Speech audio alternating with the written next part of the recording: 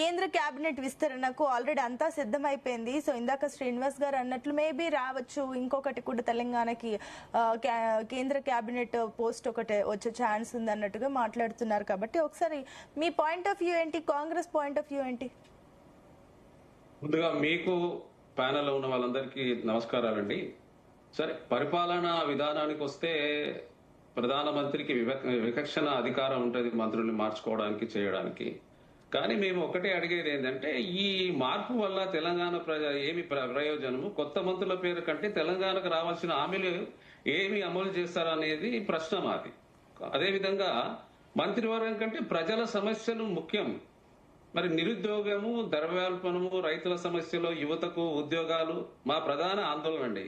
పనితీరు ఆధారంగా మంత్రివర్గాన్ని అంచనా వేయాలి. కొత్త మంత్రులు చేయడం మాత్రమే కాకుండా ప్రజలకు ఏం ప్రభుత్వం చేస్తుందని తెలియజేయాలి మరి ముందుగా.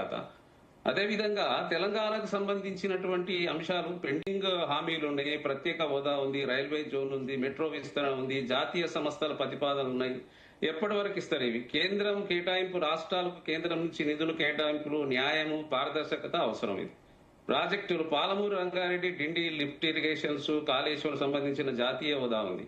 ఉపాధి, పెట్టుబడులు, తెలంగాణ పరిశ్రమలు, యువత ఉద్యోగాల అవకాశాలు పెంచాలి. మరి వ్యవసాయం, రైతులు, ఎరువులు కొరత, మద్దతు ధర, ఇలాంటి కేంద్రం చొరవ తీసుకోవాల్సిన అవసరం ఉంది. అదేవిధంగా మంత్రివర్గంపై మరి అనేక ప్రశ్నలు ఉన్నాయి మాకు. మరి ఈ విస్తరణ పరిపాలన అవసరం కోసం చేస్తున్నా లేకపోతే ఎన్నికల కోసం చేస్తున్నా అని మరి తెలియజేయాలి. కొత్త మంత్రుల మరి లక్షణాలు, జవాబుతరం ఏముంటుందో కూడా తెలియజేయాలండి వీళ్ళు. అదేవిధంగా తెలంగాణ నుంచి ప్రాతినిధ్యం పెరుగుతుందా లేక కేవలం రాజకీయ సమీకరణల కోసం చేస్తారా వీళ్ళు? మహిళలు, యువత, దళితులు, గిరిజనులు, మైనార్టీలకు తగిన ప్రాధాన్యత దక్కుతుందా? రాష్ట్రాల హక్కులు, సమైక్య వ్యవస్థ బలోపేతం కేంద్రం ఎంత చొరవ చూపుతుందో తెలియజేయాలి. మరి అదేవిధంగా రాష్ట్రానికి కూడా విభజన హామీలు చాలా ఉన్నాయి మనకు రావాల్సినటువంటివి. మనకు ఇంతకు ముందు ప్రాజెక్టులు ఇవ్వలేదు, రైల్వే కోచ్ తయారీ, అదేవిధంగా మనకు స్టీల్ ఫ్యాక్టరీ ఉంది, అదేవిధంగా మనకి ఇట్లా చూస్తే కాజీపేట జోన్ బయ్యారం స్టీల్ ఉంది, జాతీయ హోదా ఒక్క ప్రాజెక్టు కూడా ఇప్పటి వరకు మనకి ఇవ్వలేకపోయింది. అదేవిధంగా ప్రత్యేకంగా ఐటీఆర్ ఇస్తామన్నారు, ఇవ్వలేదు. పరిపాలన సంస్థలను బలోపేతం చేయలేదు, ఉపాధి హామీ, ఇలా అనేక సమస్యలు ఉన్నాయి. అదేవిధంగా మరి 12 సంవత్సరాలలో మోదీ గారు దేశ ప్రజలకు చెప్పాలి. మరి ఈ రోజు వీరు ఉన్నటువంటి దాంట్లో ఒకవైపు రూపాయి పడిపోయే విధానం అయిపోయింది, ఇంటర్నేషనల్ లో జీడిపి రేటు తగ్గిపోతుంది. అదేవిధంగా మరి పరిపాలన వ్యవహారానికి వస్తే మన రాష్ట్రానికి వస్తే 2 మంత్రులకు ఇచ్చిండ్రు, 2 మంత్రులకు మరి ఎంత బడ్జెట్ కేటాయించిండ్రు. మరి అదేవిధంగా ఒక్క జాతీయ ప్రాజెక్టు కూడా మనకు రాలేకపోయింది. గడిచినటువంటి 10 సంవత్సరాల కేసీఆర్ గారు అడగలేదు, వీళ్ళు ఇవ్వలేదు. కనీసం మరి ఉన్నటువంటి మంత్రులు, ఇక్కడ ఉన్నటువంటి ఎంపీలు రాష్ట్రాభిమానం లేకుండా పనిచేస్తున్నారు. మరి దీని విషయంలో కూలకుషంగా రాష్ట్రం నుంచి తీసుకునే వాళ్ళు, మరి రాష్ట్రం నుంచి వచ్చేవాళ్ళు మరి తెలియజేయాలి. మరి అదేవిధంగా మోదీ గారు అనేక రకాలుగా విదేశీయ పర్యటనలు, దాదాపుగా 100 సార్లు ఏమో విదేశీ పర్యటన, కొన్ని లక్షల కోట్ల రూపాయలు వెచ్చించి విదేశీ పర్యటన చేస్తున్నారు.